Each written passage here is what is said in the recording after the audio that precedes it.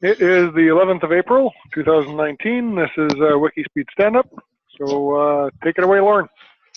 Okay, it's Lauren Salter, Gabriel Island, British Columbia, and Canada.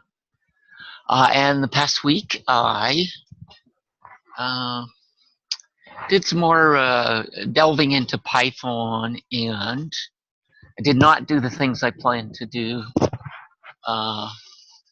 Well, that was one of them. That is partly one of them. And I also contacted someone I remembered that I knew who won a prize in 25 years ago. Yes, 25 years ago for object-oriented programming. The most cost-saving object-oriented program. So I connected with him just now or rather I sent him a message on LinkedIn. So maybe he'll have some examples, good examples of object-oriented programming. Coming week, again, I want to do the reporting for the IRS and more Python. Yeah, so carry on and drafting or working with you, and maybe starting to commit to SourceForge, I guess, still, or GitHub. Anyway, we could talk about that in crosstalk. So that's the coming week. And blocks are taxes, finishing my Canadian taxes, which I'd be nearly late by now on the US. In Canada, you get another 15 days. Taxes. Got a few things. I've made some progress, but I haven't got it all done. And have removed some blocks on the health front and got another big one on the health front. So I do have basically another family member I think I mentioned last week. So that's it for me. Okay, it's Michael Olchuk in Saskatoon, Canada. Last week I got the last week's video posted. I didn't get any video taken this week. I did get a little bit of parts purchased. The Arduino Bluetooth connector and the end mills for using on the Dremel tool for the CNC machine. Although I did forget to go and get the servos, or the servo to replace the Z-axis. A little bit of investigation into Python and discussion with Pat and Lauren about whether we should actually use a Pi for all of the master and the slaves, which solves so many problems because the Pi is actually pretty darn good at communicating. It's not as great with timing. It can do single tasking stuff okay, but it can't do single tasking stuff like measuring sonar and doing the LED direction finding and stuff all at the same time if you want any accuracy. So you have to add little add-on boards, I think they're called top hats, that let you do offload some of the timing stuff if you want accuracy. So I think we'll probably be investigating a couple of those. But a really good idea, and I'm kind of embarrassed that I didn't think of it before. I seem to be kind of focused on Arduino, so what else? I think that was about it. Oh, I didn't get very much done on the Wikifactory. I did get a frequently asked questions forum added, but I didn't actually put any content into it. So that's on the to-do list for next week. I guess next week we're looking at still investigating a little bit more about the magnet and the encoder feedback for controlling the speed of wheels that I'm investigating as part of the CNC hardware. A little bit more investigation into hardware for the Pi and whether we can get some adapter boards that'll do some of the stuff we need to do, and some work on the Wikifactory that I was supposed to do last week to add the SGT01 and the Comfy commuter car as projects, just so that we've got a place to store all the stuff, and if anybody wants to post questions, that they have somewhere to post them that isn't just kind of all in the Google group. Lastly, I would like to verify that a bunch of people that have applied for joining Team WIKISPEED since about November haven't been invited to the Google group. There seems to have been some sort of an automatic archiving thing turned on. So I thought they were done, and apparently they weren't. Nobody responded back with, "Oh, I changed this," so perhaps I fat-fingered. I'm not sure. In any case, something to be done next week. Blocks, none that anybody out there can help me with anyway. And I guess back to you, Lauren.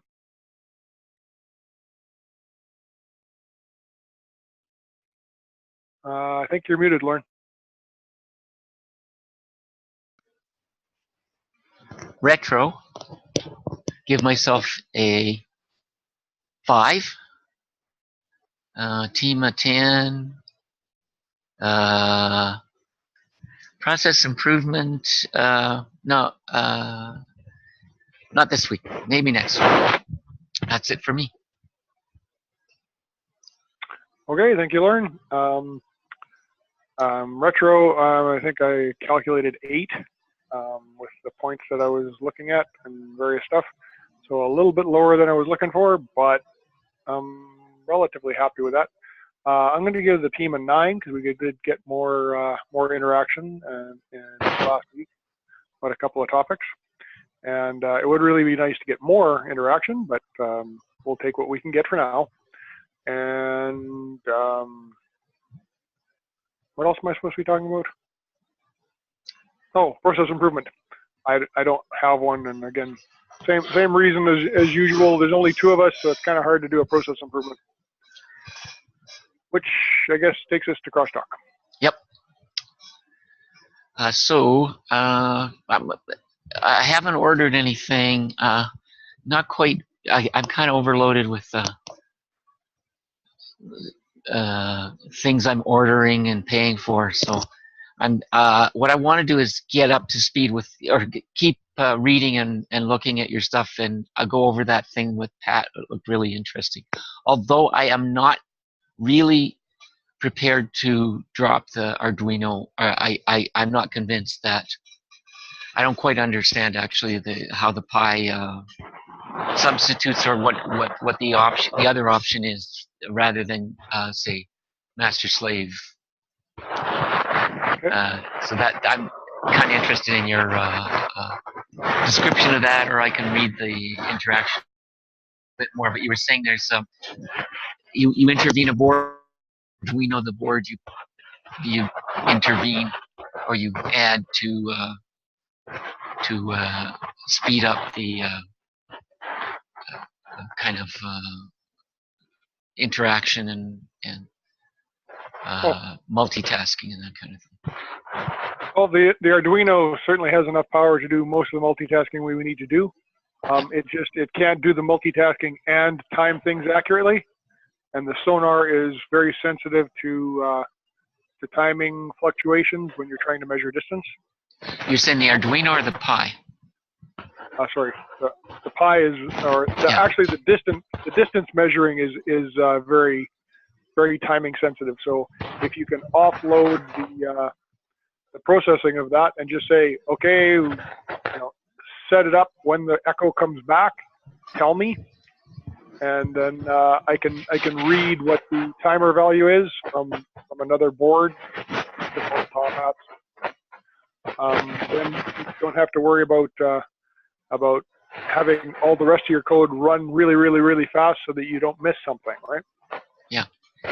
Yeah. So like in 2000 and about 2001 or two. I took a course and I built a balance robot that used the infrared with some kind of chip that was available then. And it was more or less kids. There were a lot of kids there. There were parents and kids. But the distance, the balancing was with one IR receiver. The way they come in twos, and so it was accurate enough that it included a PID as well to make the balancing better. But essentially, all it did was it was tilted down and it measured the distance to the ground from the ground to it, and then you adjusted the distance so that it was balancing. Okay, but and so it was fast enough. I mean, it was fast because it was balancing, and in fact, it was good enough with the PID that the guy suggested making it a little bit off kilter because it just stood upright and it didn't do anything. If you, it was imperceptible the adjustments it did if you didn't. So he said it was more impressive if you put it a little off kilter so you could see it adjusting rather than just standing upright. Well, let's say if you're having the master talking to a GPS and it's talking to the joystick. Yeah. And it's trying to do the sonar, and it's reading the LED, like say you have the beacon on your belt and you're trying to do the follow behind thing. Yeah. A couple of those are timing sensitive, so you don't want it to look like your user just moved an extra 6 inches away. Right. Because the infrared detector and the sonar just happen to do something pretty close to each other. Yeah. And one interrupted the other. Yeah. So if you offload that onto another board, that's all it's doing is timing. Yep. And when it sees the timing, it raises its interrupt and says, "Okay, I'm done." And here's what the timer value was. Then you just read it and say, "Oh well, the distance is 3.1 feet, or it's 32 inches, whatever it is." Yeah. And so were you saying there's an alternative to Arduino as that other board that Pat was talking about, or what's the? Yeah, that's the deal. The Pi will has the ability to do that stuff directly itself, but it can't do it really accurately while it's doing all that other stuff. Right. So if you have the Pi offloaded to a top hat, which is the version or what Pi calls the what does Arduino call the add-on boards? Can't remember. Oh, the shields. Shields. So in the Arduino, it's called a shield. In the Beagle board, it's called something else. In the Pi, it's called a top hat. So you just get a couple of things to plug in that make it a little bit more accurate. That's all. But then, does the shield have a microprocessor on it, in addition to the Pi? Most of them have like a timer. Okay. So yeah, right. You just configure the timer with a couple of registers, and you say, watch this pin. When it goes high, tell me how many counts in between. So that's really interesting. So basically you get these highly dedicated peripheral processors, as opposed to the Arduino, which is a generalized, more generalized Arduino, microprocessor. In the Arduino, if you want to communicate with the master, you kind of have to add a network board, a network shield, right, which ends up actually costing more than the Arduino, right? Whereas with the Raspberry Pi, it's built-in networking, right? So for $35 or whatever it is, you get the Wi-Fi, you get wired networking. So if we wire the things together, we can actually distribute power via the network switch. Yeah. Okay. So and again, there's the shield includes little dedicated microprocessors like and they're called top hats, or is the top hat is the shield? Top hat is the shield. Yeah, okay. But you can get things like a timer. Yep. Yeah, yeah. You can get, and like there's actually a little board that will control like 12 servos. Yeah, yeah, So okay, cool. you just load in the registers and it does what it does. That sounds, yeah, and so that gets some overhead, that gets some work actually out of the way in making things talk to each other, because basically you got the Pi um, ecosystem. Doing master stuff. Yeah, yeah, Right? ecosystem, and yeah, okay, yeah, that sounds interesting. So So you maybe, don't you go ahead. don't really have to get into the nitty gritty of inventing your own Yeah, communication method or any like that kind of stuff. It just yeah, happens. yeah, cool. So that looks Yeah. pretty positive, actually. Okay, okay. So then, if I go ahead, my first thing will be to get a pie, maybe, and a top hat. Yep. We'll have to take a look at what's available and just find something that's been around for a while, has good reviews, that kind of stuff. Yep. Cool. Cool. Yeah. Okay. I'm benefiting from your pioneering. And hey, pioneering. There you go.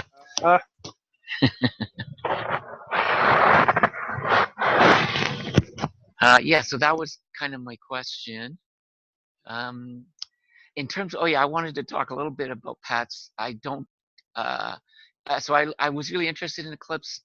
Basically, I'm pretty happy right now, and I'm not at the point where I need debugging, but I've put Eclipse on the back burner because it involves the download and some work, and it was a bit of work to do the notebooks, and I'm interested in notebooks.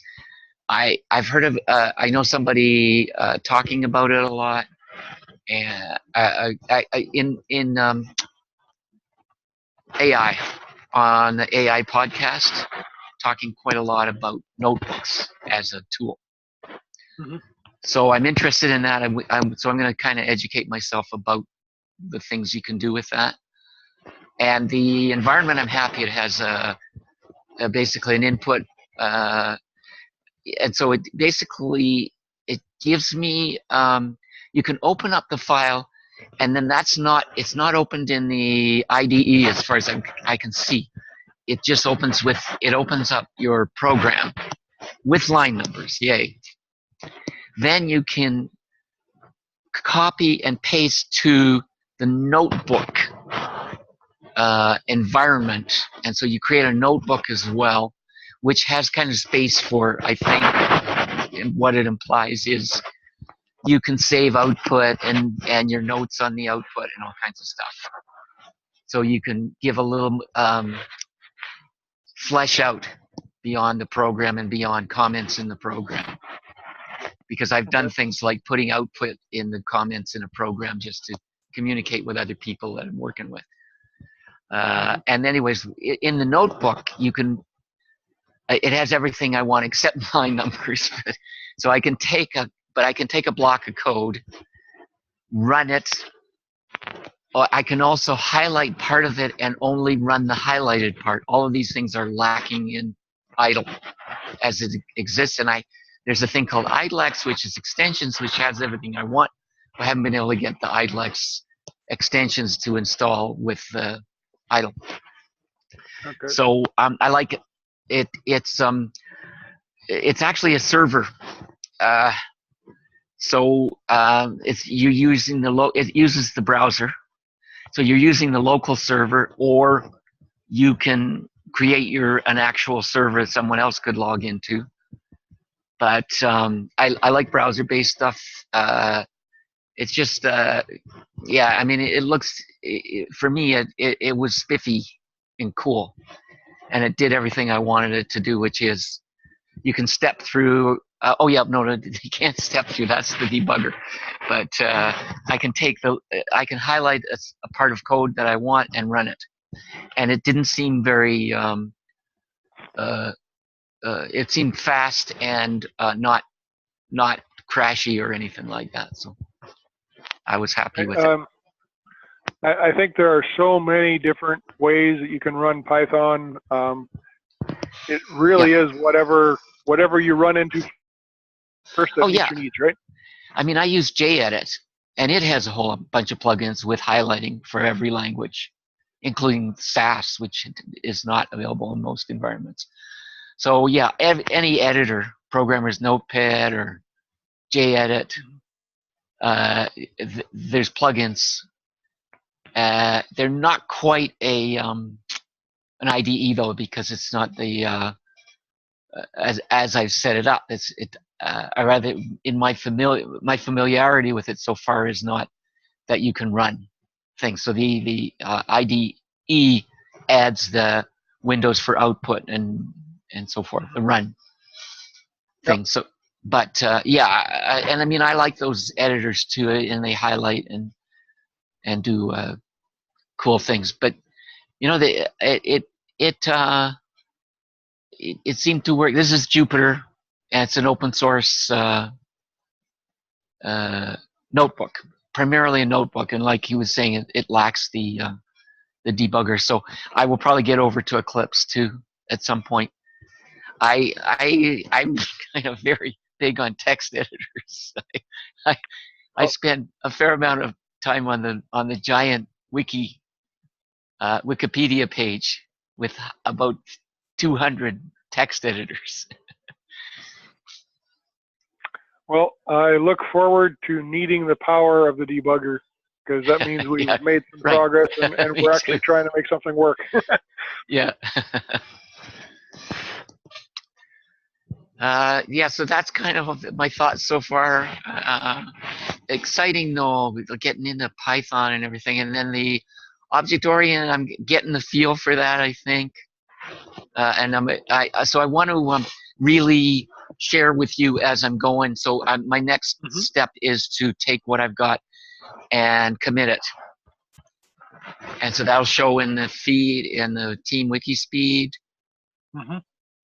If I do it via SourceForge. Now, how keen are you on? I got to.